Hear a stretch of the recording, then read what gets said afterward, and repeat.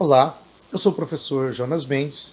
Nessa ocasião, estou passando para uma aula de exegese. Veja, nós já estudamos muitas disciplinas dentro da teologia, mas uma disciplina importantíssima é a exegese. Por quê? Porque ela é que vai nos auxiliar na interpretação e aplicação corretas de um texto. Veja só, a exegese está relacionada com a hermenêutica. O que seria a hermenêutica, professor? A hermenêutica é a arte da interpretação. A hermenêutica me dá os princípios para se interpretar um texto corretamente. Então, segundo Royzuk, um estudioso da hermenêutica, a hermenêutica funciona como um livro de receitas, onde eu tenho o passo a passo para se fazer um bolo, por exemplo. A exegese é a aplicação dos princípios que a hermenêutica me dá. Quando eu pego os princípios que a hermenêutica me apresenta e coloco-os em prática, eu estou fazendo uma exegese. A palavra exegese, em sua etimologia, significa extrair para fora, tirar, ou seja, extrair do texto o sentido do texto. Então, na exegese, eu vou me debruçar sobre o texto, estudar o texto, compreender o texto em suas inúmeras facetas, seja histórica, cultural, linguística, estilística, geopolítica, e vou extrair do texto o sentido pretendido pelo autor. Mas o que orientará a exegese? É a hermenêutica. Então a hermenêutica, ela nos dá os princípios corretos para se fazer uma boa interpretação. A hermenêutica é quando eu coloco esse princípio em prática. Ou seja, é quando eu, de fato, estou executando aquilo que aprendi com a hermenêutica. Ok? Então nós entendemos que exegese e hermenêutica estão extremamente relacionadas. A exegese é uma área mais prática. A hermenêutica, às vezes, se torna até mesmo filosófica, tanto que existe a hermenêutica filosófica fundada por alguns pensadores, como, por exemplo, Heidegger, Gadamer, que estudam a hermenêutica de uma perspectiva mais filosófica. Há uma distinção possível, inclusive, uma hermenêutica metodológica, que seria a hermenêutica mais ligada à interpretação de textos, e uma hermenêutica filosófica, ontológica, que está preocupada mais com a interpretação do próprio ser, da própria existência, da própria vida, enquanto um existencial. Mas a hermenêutica bíblica, ela está preocupada com a interpretação correta do texto e a exegese, a prática correta no interpretar o texto. Existe um erro muito comum atrelado à exegese, que é a exegese. Ou seja, a exegese é quando eu estou colocando dentro de um texto um sentido que é estranho ao próprio texto, que é estranho ao próprio autor, que não está no contexto, que não foi pretendido pelo autor original. O nome disso é exegese, que significa colocar dentro. Eu estou colocando dentro do texto um sentido que não foi originalmente pretendido pelos autores bíblicos. Então, a exegese é extrair o sentido, e a exegese é introduzir um sentido estranho ao texto. O que nós gostaríamos de fazer, e que nós estamos estudando para fazer, é exegese. Dentro da exegese, nós precisamos compreender o texto em seus inúmeros aspectos. Existe uma expressão apresentada na teoria do discurso que é chamada de intertextualidade. O que seria a intertextualidade? Os livros de hermenêutica, livros antigos, usam expressões, referências cruzadas, o que, de fato, seria basicamente a mesma coisa. A intertextualidade é tudo aquilo que o texto agora está citando, toda menção que um texto faz a outros textos. Veja, a intertextualidade ela pode ter alusão. Quando nós pegamos textos do Novo Testamento, nós percebemos que o Novo Testamento faz referência constante ao Antigo Testamento. E essa referência nós chamamos de intertextualidade. Por quê? porque nós temos vários textos, um ou dois textos ou mais se comunicando. Eles estão se relacionando. Então são dois textos que estão se interpenetrando, por assim dizer, para apresentar um sentido ao leitor. O nome disso é intertextualidade. E a tarefa do exegeta, do estudioso, é conseguir discernir os números discursos que os textos nos apresentam. Então, veja bem, quando nós olhamos para Mateus, no capítulo de número 2, Mateus faz uma citação de Oséias 11.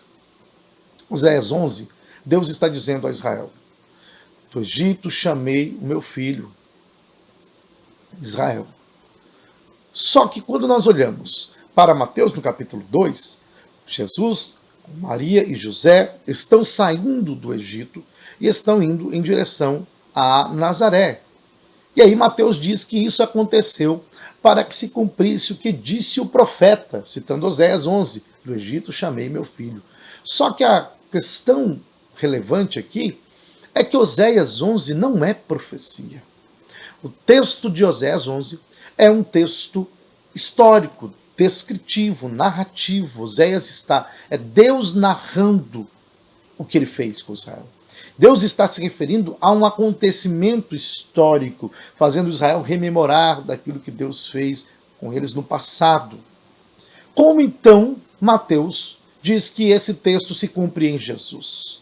Porque Mateus se utiliza do aspecto tipológico dentro da intertextualidade, ou seja, Mateus está se utilizando de um texto do Antigo Testamento, então o nome disso é intertextualidade.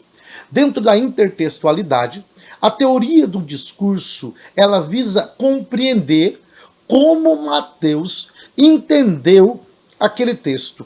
Ou seja, como que esse texto se cumpre em Jesus segundo a perspectiva de Mateus. E aí nós compreendemos que dentro da teoria do discurso, dentro da intertextualidade, Mateus compreende que Israel era um tipo imperfeito de Cristo. Ou seja, Israel era chamado de filho de Deus. Israel foi tirado do Egito, passou pelo deserto. Israel foi chamado por Deus para ser luz para as nações. Israel foi chamada por Deus para levar os povos à salvação, para que as outras nações conhecessem Deus através de Israel. Agora, Jesus, segundo Mateus, é o verdadeiro filho de Deus. Porque Israel, como filho de Deus no Antigo Testamento, Israel falhou, Israel pecou. Mas Jesus é o verdadeiro filho de Deus, que vence aonde Israel falha, que prospera e triunfa onde Israel caiu. Jesus, assim como Israel, também foi chamado do Egito. Jesus, assim como Israel, também passou pelo deserto. Israel 40 anos, Jesus 40 dias sendo tentado. Israel falhou, Jesus venceu. Jesus, assim como Israel, também veio para fazer com que o nome do Senhor fosse conhecido. E aí, nós percebemos que Mateus está lidando com a intertextualidade e a teoria do discurso de uma maneira muito específica e própria. Quando nós olhamos Mateus capítulo de número 4, nós percebemos que Jesus está sendo tentado no deserto e Satanás ele faz 3 propostas na tentação. Satanás olha para Cristo e diz: se tu és o Filho de Deus, transforma estas pedras em pães e come, uma vez que você está com fome. Se tu és o Filho de Deus, lança-te daqui de cima para baixo, que darei ordem aos teus anjos a teu respeito, e eles o protegerão e o guardarão para que não tropeces e não caias. Se tu és o Filho de Deus, e prostrado me adorares, te darei todos os reinos deste mundo. Se me adorares, eu te darei todas as glórias deste mundo. Nas 3 propostas de Satanás, Jesus responde. E o mais interessante é como Mateus mostra as respostas de Cristo. Veja, a primeira resposta do Senhor a Satanás é: nem só de pão viverá o homem. Aqui, Jesus está recapitulando Deuteronômio, capítulo 8, verso de número 3. Moisés disse à nação: quando vocês saírem deste lugar e entrarem na terra da promessa, saibam de uma coisa, que Deus provou vocês e Deus testou vocês para que vocês aprendessem e soubessem que nem só de pão viverá o homem, E era o que Israel deveria compreender, mas Israel falhou. A segunda resposta de Jesus é: não tentarás o Senhor teu Deus. Deuteronômio capítulo 6, verso 16. Onde Moisés diz: olha, não tentes o Senhor teu Deus. Era a resposta que Israel deveria dar. Era a instrução de Moisés para o povo. A terceira resposta do Senhor a Satanás é: somente a Deus adorarás e a ele servirás. Deuteronômio capítulo 8, verso 13. Que é a resposta do Senhor Jesus a Satanás, também resgatando o Deuteronômio. Moisés dizendo: adorem somente o Senhor. Então Mateus mostra que Jesus é o verdadeiro Filho de Deus. Que Jesus venceu aonde Israel falhou. Então o que nós percebemos? Dentro da intertextualidade, nós temos inúmeras maneiras de um texto ser apresentado. Então quando Mateus faz um resgate de Oséias 11, ele está usando um aspecto tipológico, mostrando que Jesus é o verdadeiro Israel. Assim também como Jesus é o verdadeiro Moisés. É assim como Moisés subiu no monte Sinai, em Êxodo 19, recebeu a lei de Deus e transmitiu ao povo. Jesus, em Mateus 5, sobe o monte e dá o verdadeiro sentido da lei. E nós encontramos inúmeros aspectos aí sendo desenrolados a partir da intertextualidade. Bakhtin foi um estudioso da teoria da linguagem, da teoria do discurso, e ele foi uma das pessoas responsáveis por trazer uma definição e elucidar o conceito de intertextualidade. Bakhtin também traz um conceito interessante para nós, estudiosos da exegese, que é o conceito de polifonia. Ou seja, dentro de um texto, nós vamos encontrar inúmeras vozes, inúmeros textos por trás. Quando nós olhamos para o Novo Testamento, nós vamos perceber que os evangelhos, as epístolas, as cartas e assim por diante, eles apresentam um recorte, por assim dizer, da realidade, mas eles estão fazendo uma leitura de mundo a partir daquilo que o Antigo Testamento falou.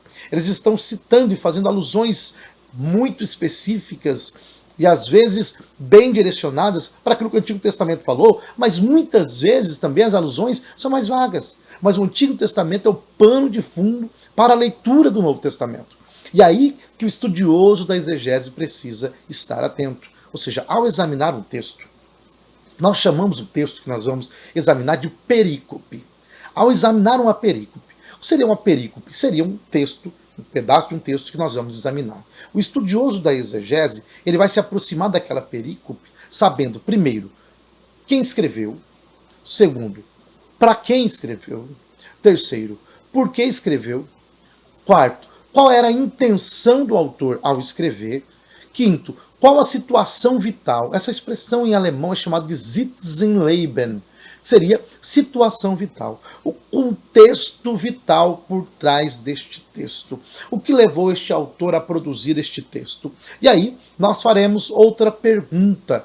Como o autor está discursando? Como ele apresenta, como ele constrói o seu argumento para poder tentar convencer as pessoas daquilo que ele está propondo. Vamos fazer uma breve análise. Quando nós olhamos para Romanos, o apóstolo Paulo está usando uma forma dialógica muito interessante que era usada pelos gregos, que é conhecido como diatribe.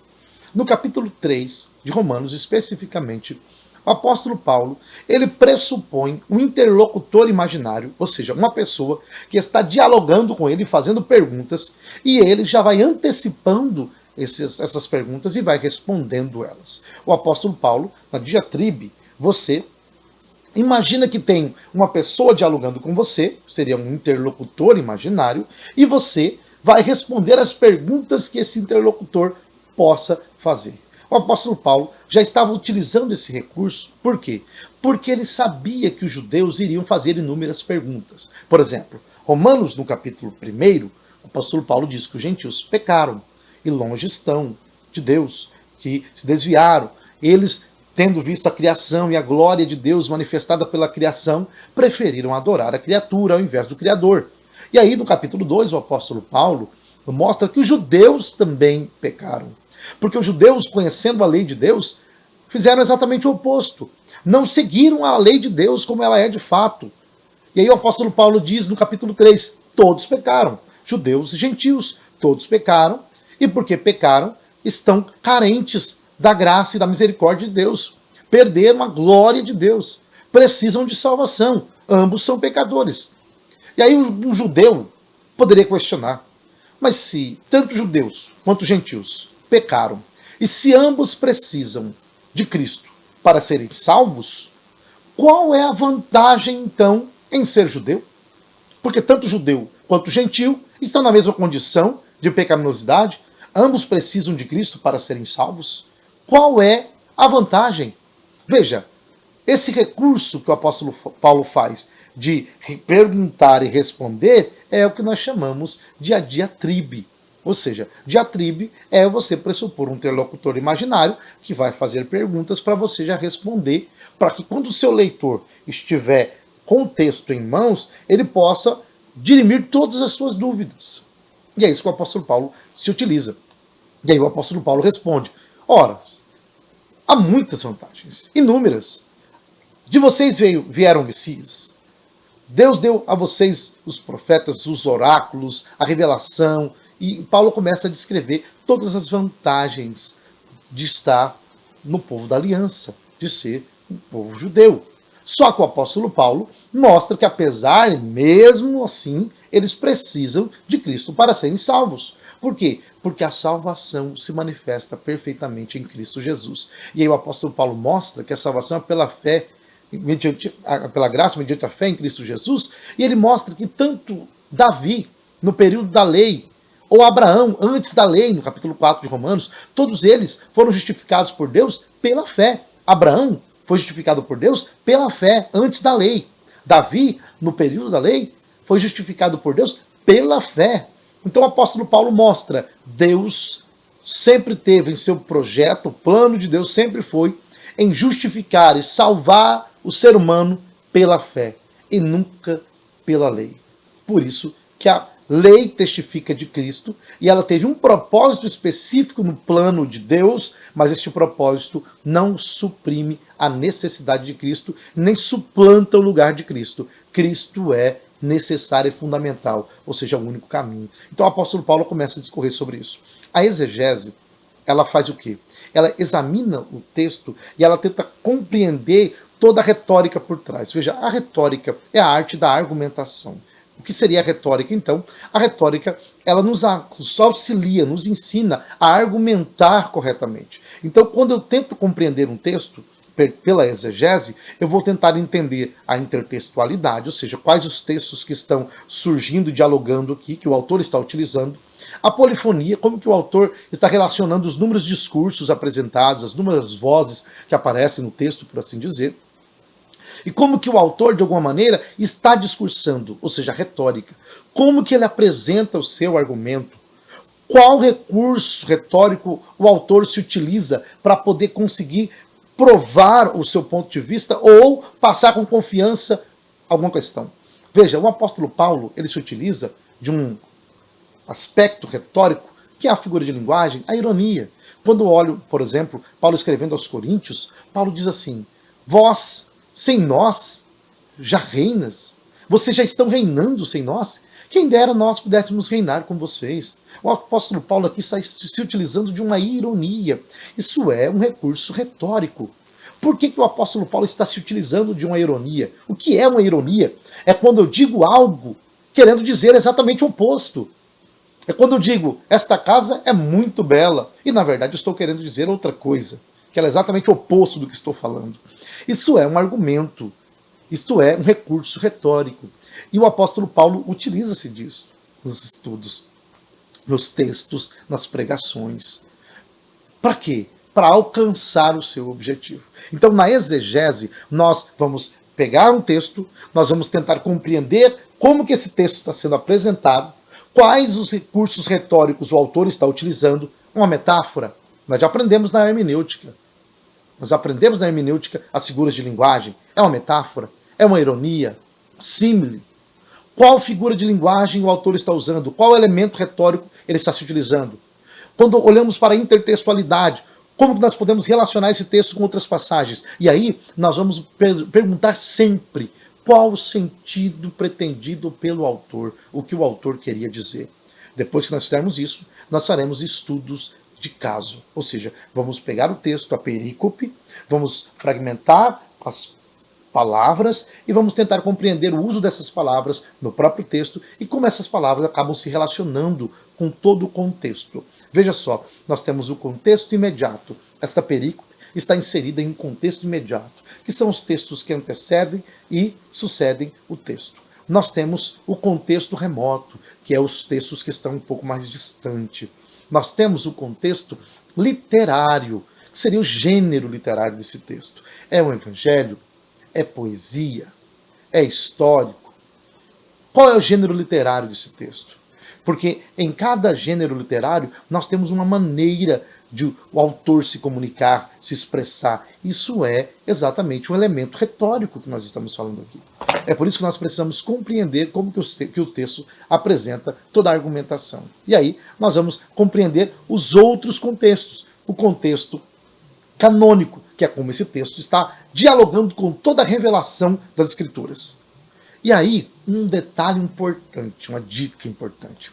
Quando você pega uma perícope e você isola aquela perícope, você faz um estudo de caso. Você pega as palavras que aparecem e você vai consultar um dicionário, vai tentar ver o uso dessa palavra em outros textos do mesmo autor. Você vai consultar o dicionário e você vai tentar relacionar esta palavra com o seu contexto. Nós nunca podemos isolar uma palavra e interpretá-la fora do seu contexto, porque nós poderemos incorrer num erro conhecido como a falácia da raiz ou a falácia etimológica. Você pode buscar o sentido de uma palavra em dicionários, tentar compreendê-la dentro da sua etimologia, mas nunca isole a palavra, porque a palavra não tem um sentido à parte do seu contexto. Essa é uma coisa muito importante. Você pode tentar buscar a compreensão da palavra no dicionário, mas sempre busque a interpretação dela, em última instância, dentro do contexto. É isso aí, esta é a primeira aula introdutória, mas nós voltaremos com mais aulas, e aí nós vamos colocar as mãos na massa e vamos compreender um pouco mais como que nós fazemos uma exegese. Um abraço, meus amigos.